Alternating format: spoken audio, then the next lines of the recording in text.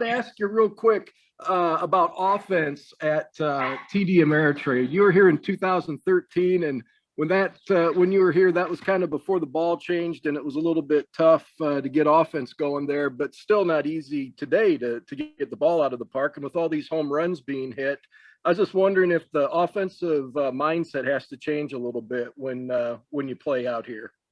Well, I do remember in 2013, I remember seeing Kyle Schwarber in the hotel lobby the morning after his game. Schwarber hit one, he killed one, and it didn't get out.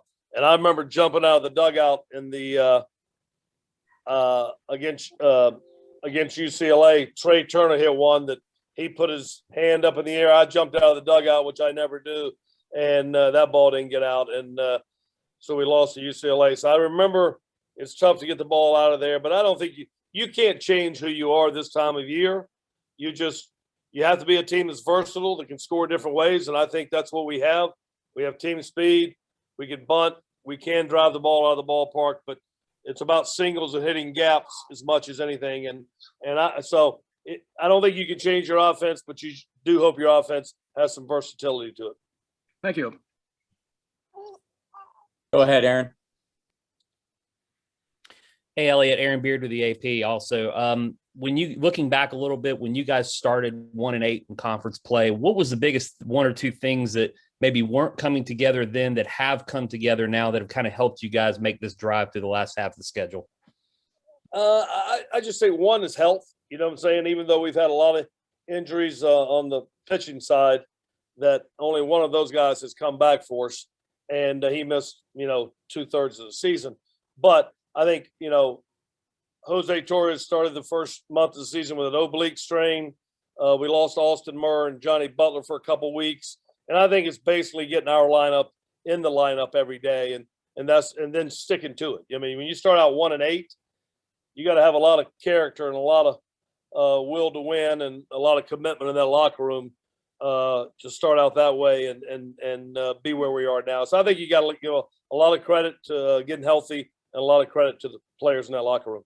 Just to follow up on that, did you worry at all? Like you said, you have to have a lot of character when you dig yourself that kind of hole. Did you worry how the guys may respond or feel really nervous at that time? No, it's just the nature of being a coach is you worry about everything, but I didn't worry about these guys. These guys make up their character. Has never been in question. I just told them after the Arkansas Regional, I just said, every one of you guys, most of your families are here for this weekend. You should leave this locker room and go thank them for raising the good people that they raised of high character and good accountability and those kind of things. You should go thank your mom and daddy. Go ahead, Alec. Yeah, my first question is just who is this little one you got with you? Well, this is the one. I've had such a blessed life. It's been unbelievable. And the one thing that I miss out on is having children. So I love kids. So Scott and Emily Insel, James is here with me. We've been gone like 5 out of the last 6 weeks. We've been on the road the entire time except for the home weekend against Florida State. And so if you want to see your children, they pretty much have to come to the ballpark now. And so James is up in my office right now, and I'm seeing James a little bit. I think he wants to go see his mama, though. All right, and then my actual question is about Jose Torres. He obviously had 3 home runs this weekend, the huge one on Sunday. We've talked so much about the freshman pitcher stepping up, but he's also a guy that, hasn't been through this before. For him to have that moment Sunday for this team, I mean, just how much does that mean to him, mean to this team? Well, I'm sure it does. I mean, Jose Torres turned down a lot of money out of high school, and that's hard for a young man to do. He came from a great high school, Calvert Hall in Baltimore, and outstanding family and a good big brother who gave him some great guidance. And so he decided to come to college, and it's worked out well for Jose, and it's worked out well for NC State. He's a great player and a long line of great shortstops we've had at NC State. And all those guys that we've had here have gone on to have outstanding careers in professional baseball. And I'm sure Jose is going to follow that path as well. Go ahead, Casey. Hi, Coach. Casey Hens from WREL. First question for you. After Friday's game, you mentioned Reed maybe just wasn't feeling himself. Just following up on him, seeing how he's doing and if he will be good to go for the weekend. Well, you hope so, Casey. Matter of fact, I love your Yankee hat. I don't see JB Ricks, but JB honored me with the Tigers hat. I think he thought he was Magnum PI the other day. So I like your choice of hats. That was my daddy's team, the Yankees. But anyway, to your question, Reed saw our physician, Dr. Weicker, this morning at 8 o'clock. The report that I got from the trainers that he's good. I'm sure he's a little bit tired. Reed didn't seem himself in the first game against Arkansas, and I got him out earlier than usual. And but he says he's okay. But Reed has logged a lot of innings, and he's done a lot of things for this program in his career.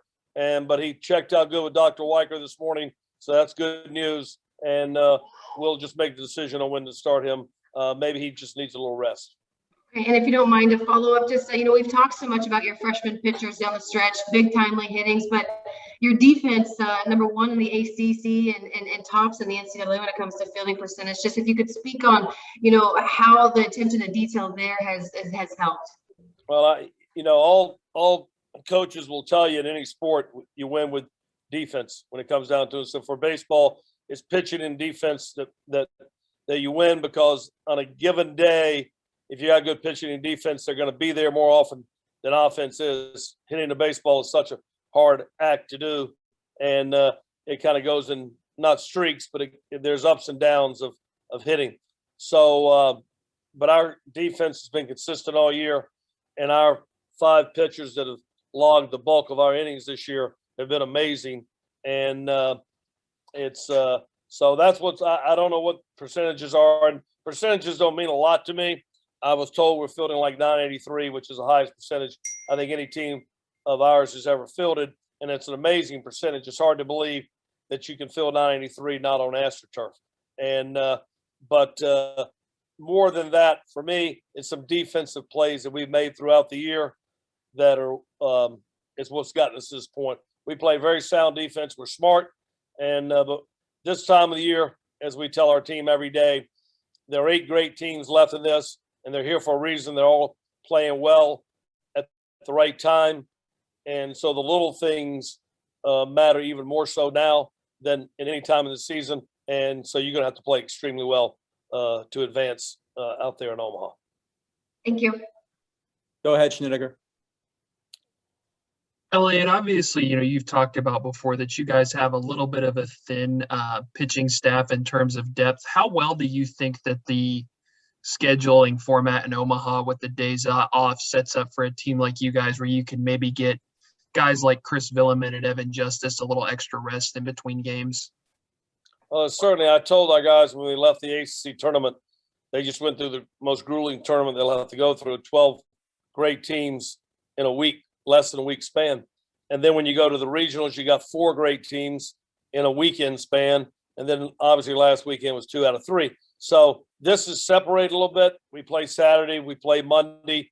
I haven't looked past that, but obviously there have been some teams that have won some championships, and they won it with having a couple great arms do the bulk of the damage. So if you look at that situation, there's some great pitchers here. Kyle Peterson's talked about the guy we're going to face from Stanford. I've talked to some friends of mine that have faced him. They say he's unbelievable. And obviously you got Vanderbilt with Kumar and Leiter. And so I'm sure Tim Corbin feels good about that. But we like our staff. They've gotten us where we are. And it's certainly better in this format than it has been the last 3 weekends. And if I could ask a follow-up, you've talked a lot in the past several weeks about how much you love this team and the resilience and the hard work that they put in. Just looking at everything that these guys have had to go through all year, from the tough start and the COVID pause early on and the injuries that some of them have had, how happy are you for them to get this reward of being able to go to Omaha for all their hard work and just kind of fighting back through those things? Yeah, I've talked about that a couple times. It's all about the players. It always has been. And the reward for coaches to me, is the reward in seeing your players get something they work so hard for that you try to talk to them about it all year.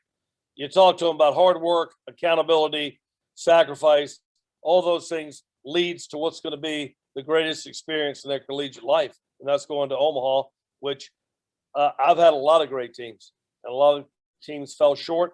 And you don't know how many former players we have that are going to be here at this event. The 68 World Series team, I was told, is trying to get out there, which they went the first time. So when a team from NC State goes to the greatest event that college baseball has to offer, then every player that's ever played in your program feels a part of that, as they should, because they built something that allowed this to happen. So this is all about the players, and I thought about it several times during the game. It was such a hard-fought last two games with Arkansas. Both could have gone either way. We were fortunate they went our way, and several times during the game, I thought, this is going to be so great if we pull this out for these guys. They deserve to go and be on this stage and walk into that beautiful stadium and experience what the College World Series is all about. Go ahead, Jonas.